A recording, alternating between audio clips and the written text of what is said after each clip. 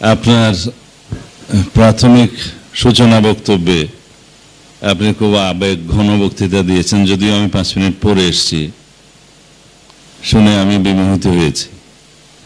এবং আমাদের নেতৃবৃন্দের মধ্যে অনেকেই বলেছেন যে সময় এইভাবে না যে আগে যেন আমাকে একটু বক্তৃতা দেন, কিন্তু আমি সিরিয়াল ব্রেক করতে চাইনি। আপনারা যখন উপযুক্ত মনে করেছেন তখন দেবেন, এটাই ঠিক।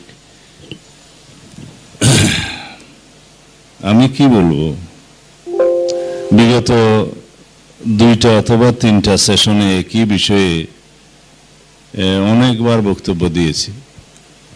তো বেশি বললে পরে বলবেন যে বলেছি। তো সেই জন্য আমি যেহেতু হাউসে অনুরোধ করেছেন বলি, আপনারা যদি একই বিষয়গুলো 3 দিন আলোচনা করেন তাহলে আপনাদেরকে তো আগে সিদ্ধান্ত নিতে হবে যে ঐক্যমত্যে পৌঁছানোর প্রক্রিয়াটা কি। আমরা আমাদের বক্তব্য প্রথম থেকেই বলেছি যে নির্বাহী বিভাগের কর্তৃত্ব অথবা নির্বাহী বিভাগ কর্তৃক সরকার এবং রাষ্ট্র পরিচালনার যে নিয়ম, সেখানে যাতে যথেষ্ট বাধাপ্রাপ্ত না হতে হয়, সেই জন্য আমরা মনে করেছি এই জাতীয় কোনো বিধান সংবিধানে সংযোজন করা ঠিক হবে না। আমরা তার চাইতে নির্বাহী বিভাগ যাতে স্বৈরাচারী না হয়ে উঠতে পারে সেই জন্য আর কি কি করা দরকার সেই সাজেশন দিয়েছি। রাষ্ট্রের সকল অঙ্গের যার যার সীমারেখার মধ্য থেকে তাকে স্বাধীনভাবে কাজ করতে দেওয়ার বিধানটা এবং ভারসাম্য স্থাপনের বিধানটা কিভাবে আমরা করতে পারি সেটাই যাই। আমরা জুডিশিয়ারিকে কমপ্লিট ইন্ডিপেন্ডেন্স দেওয়ার জন্য সবাই একমত এবং সেটা গ্রাজুয়ালি হচ্ছে।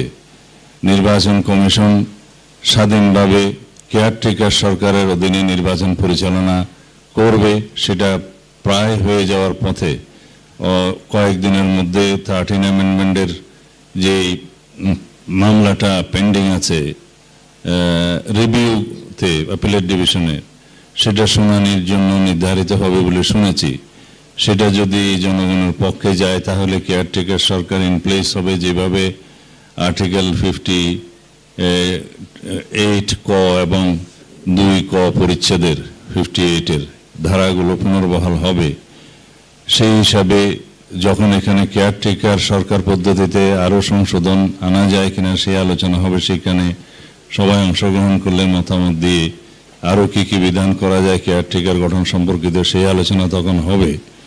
তাহলে কেয়ারটেকার সরকারের অধীনে, স্বাধীন নির্বাচন কমিশনের অধীনে এবং স্বাধীন বিচার ব্যবস্থার অধীনে যদি রাষ্ট্র পরিচালনা হয়, নির্বাচন হয় এবং তারপরে প্রধানমন্ত্রীর মেয়াদ যদি আমরা 10 বছরের লাইফ টাইমে সর্বোচ্চ যেটা আমরা সীমাবদ্ধ করার জন্য এখানে প্রায় সবাই এগ্রিড হয়েছেন, সেটা যদি হয় তাহলে এখানেই রাষ্ট্রে স্বৈরাচার এবং যে কোনো রকমের ফেসিবাদের উৎপত্তিটা বন্ধ হয়ে যায়।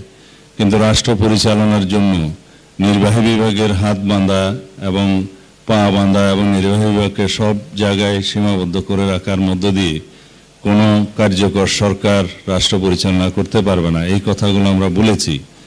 আমরা এটাও বলেছি যে সাংবিধানিক সমস্ত প্রতিষ্ঠানগুলোর নিয়োগ যাতে নির্বাহী বিভাগের প্রভাবমুক্ত হয়, সুষ্ঠুভাবে হয়, যাতে স্বাধীনভাবে কাজ করতে পারে, সেই জন্য আমরা আইন প্রণয়ন করি। আইনের মধ্যে আমরা এমনভাবে সার্চ কমিটি আমরা অন্তর্ভুক্ত করি, সেই সার্চ কমিটির বিষয়ে আমরা এখানে ঐক্যমত্য হতে পারি। সেই আইনগুলো যদি আপনারা মনে করেন যে অর্ডিন্যান্সের মাধ্যমে এখন করা যায়, সেটাও একটা সিদ্ধান্ত নেওয়া যায়। পরে যদি সেই সময় মাননীয় সভাপতি যেভাবে বলেছিলেন যে সংবিধানে আপনি কেন রাখতে চান, যাতে সংবিধানে সংশোধন করাটা যেহেতু কঠিন হবে সেই জন্য সংবিধানে রাখতে চান। কিন্তু আমার বক্তব্য ছিল যে সর্বক্ষেত্রে সংবিধানকে যদি অপরিবর্তনীয় মনে করেন সেটা ঠিক হবে না। আমরা আইন করলে এখানে ট্রায়াল অ্যান্ড এরর পদ্ধতিতে আমরা এগোতে পারবো। আমরা এখানে ঐক্যমত্য কমিশনে আলোচনা দীর্ঘ এই জন্যই করছি দিনের পর দিন, যাতে জাতির মধ্যে একটু ঐক্যমত্য সৃষ্টি হয়, আগেই একটি সনদ স্বাক্ষরিত হয়।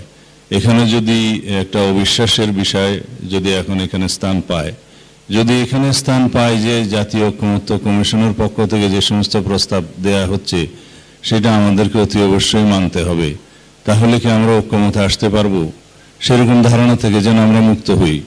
ইতিমধ্যে আমরা ডিসেন্ডিং ভয়েস দিয়েও আমরা 70 অনুচ্ছেদে একমত হয়েছি।